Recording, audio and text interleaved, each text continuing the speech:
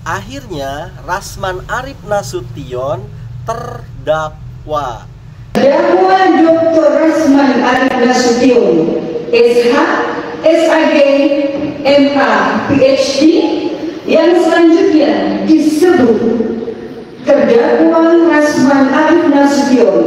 Dan diduga status terdakwanya dia ini gara-gara dikhianati oleh pengacaranya sendiri. Loh, kok bisa? Yuk kita analisis bersama di konten kita kali ini.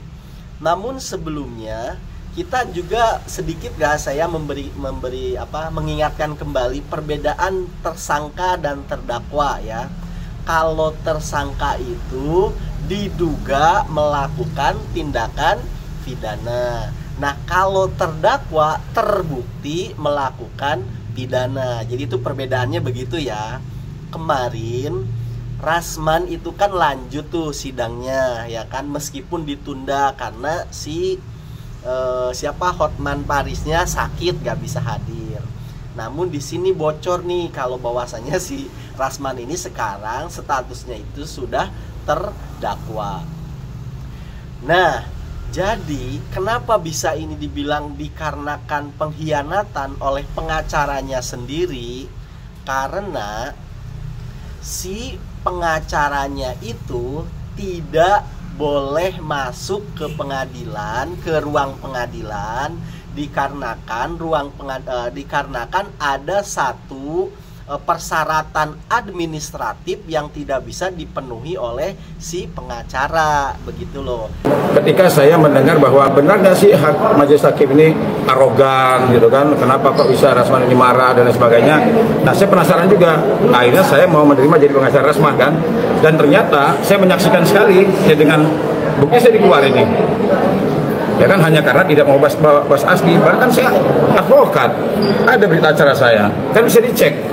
Kalau seandainya saya ini bukan advokat, penjarain aja saya kan. Ini tapi saya sudah tunjukkan, tiba-tiba dia nyuruh bawa yang asli. Dan kebetulan proses pengadilan kemarin itu adalah tertutup. Nah, ini juga diprotes nih. Katanya kalau kenapa harus tertutup ya kan? Kalau terbuka live cam itu kan, kamera itu sekarang bisa mengawasi yang tadinya orang berniat jahat karena ada kamera menjadi baik, yang tadinya orang mau ngamuk-ngamuk karena ada kamera menjadi bersikap baik kan, begitu tuh alasan-alasannya. Tetapi coba kita bicara dari sisi undang-undang ya kan. Karena gini nih, kan menurut pihaknya Rasman, ngapain sih harus tertutup?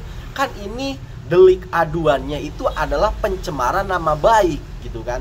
Sedangkan sidang tertutup itu kalau misalkan membahas tentang pemerko, misalkan begitu loh ya, yang ataupun tentang pengadilan anak-anak baru tertutup. Ini kan misal delik aduannya itu adalah pencemaran nama baik. Wah, ini ada kong kali kong kan begitu.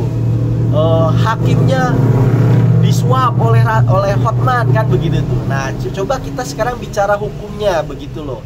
Sebenarnya boleh nggak sih sidang itu tertutup? Misalkan delik aduannya itu pencemaran nama baik.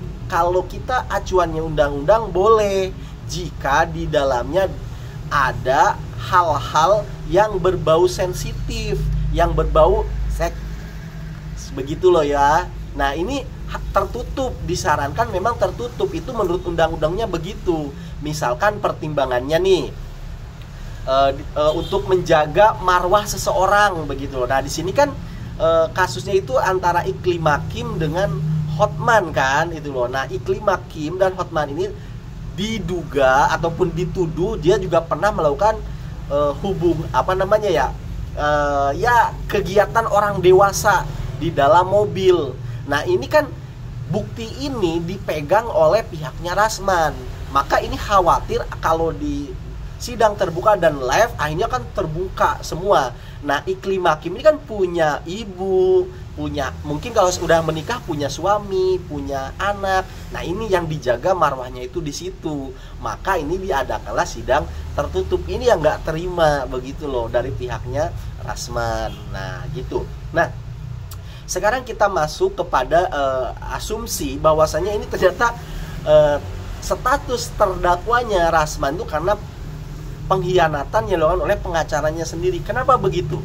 Jadi si pengacaranya ini kan si Oi Wobo udah nggak boleh ya, karena udah dicabut tuh lisensinya.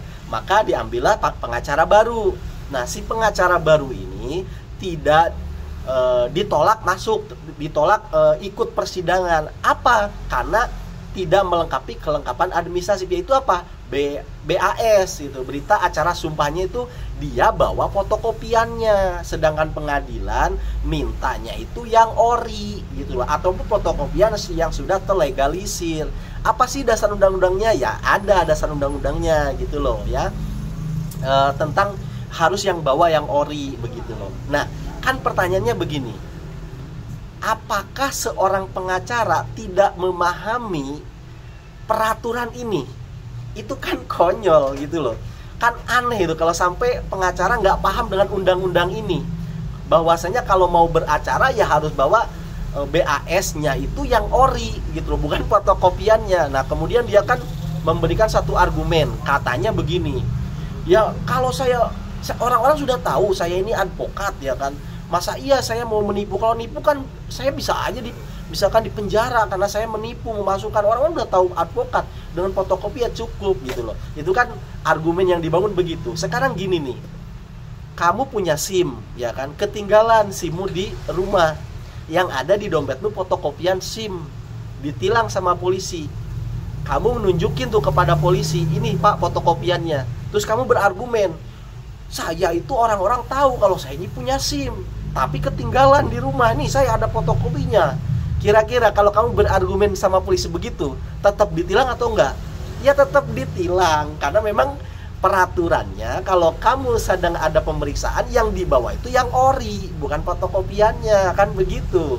Nah ini kan masa untuk memahami sesederhana ini seorang pengacara kok nggak paham? Maka muncullah kecurigaan, wah jangan-jangan sengaja ini ya kan, biar ada alasan tidak bisa membela Rasman, akhirnya Rasman di dalam berjuang sendirian. Jadi kan ini sengaja supaya diusir gitu loh, karena dia sengaja bawa fotokopiannya biar diusir dari pengadilan. Akhirnya Rasman berjuang sendirian. Wah kalau begitu kan asumsinya jangan-jangan ini pengkhianatan ini yang dilakukan oleh si pengacaranya, biar si Rasman duduk sendirian, nggak ada yang belain, kan begitu tuh. Nah itu loh, soalnya kan ini nggak logis loh, masa sekelas pengacara masa nggak paham gitu loh peraturan administrasi ini. Maka bangun logikanya begitu lagi kan lucu ya kan.